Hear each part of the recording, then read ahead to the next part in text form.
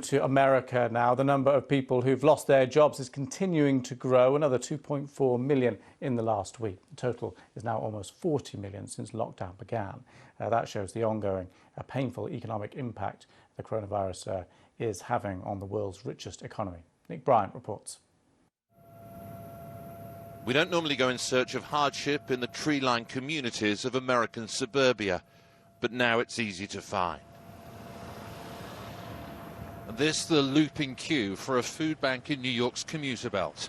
Cars normally used for school pickup and the weekly shop, now a marker of middle-class need.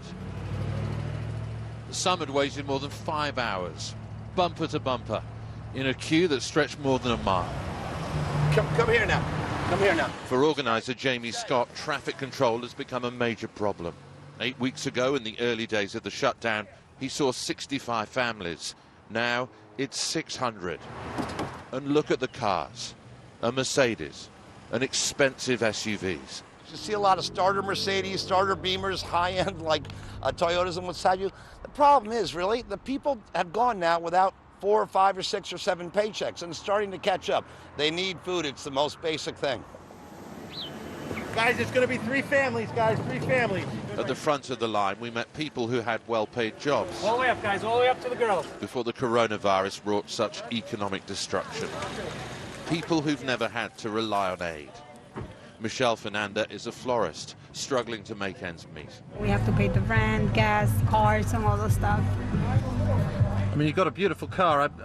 Did you ever imagine that you'd be lining up for food? No, never.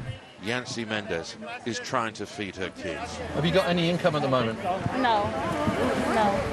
No, we don't have, because I work like housekeeping. So, you know, people doesn't want people to get into their houses because they have families, kids. So, and we have kids too, so. So you're not making any money at the moment? No. So you need this food? Yes, we need it.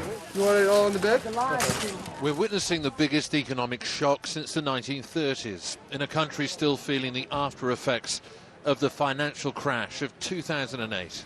What's been noticeable since the Great Recession is the dwindling number of parents here who believe their kids will enjoy more abundant lives. That long-held belief in generational progress that gives this country so much energy and so much drive. Covid-19 has dealt yet another body blow to the American dream. What good is it if we save everybody from the virus if we let them all starve to death? With desperation comes anger. Freedom! Liberty! This and end the shutdown protest in Staten Island, one of New York's most affluent boroughs. Most of these people are small business owners who believe the stay-at-home order from the state's Democratic governor has robbed them of their livelihoods and their liberty. Members of the middle class, not used to mounting protests. Open up New York, that's right. And if you can't do it, get these Democrats out.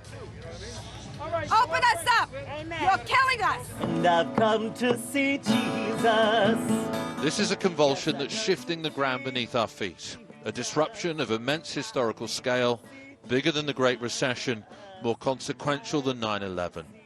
Even in the most prosperous parts of America, lives have been changed forever. Nick Bryant, BBC News, New York.